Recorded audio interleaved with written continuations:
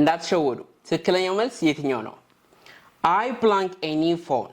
A has, B have, C had and D having.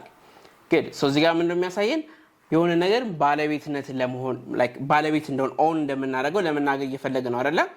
so ስለዚህ ምን እንላለን ማለት ነው? የምንጠቀመው የቨርብ አይነት verb to have ነው ማለት ነው። verb to have ደግሞ ምንድናቸው?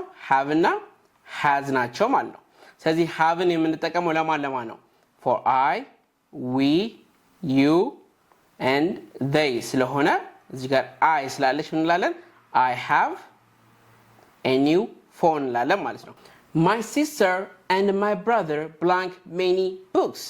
my sister and my brother blank many books. የዚህኛው ደግሞ ትክክለኛ መልስ ኮሜንት ሴክሽን ላይ እናንተ እንጽፉልኝ እፈልጋለሁ። ቀደም እንደነገርኳችሁ እንግሊዝኛም በአካልም በኦንላይን መማር ከፈለጋችሁ ባዮ ላይ ባሉ ቁጥሮች ደውሉ።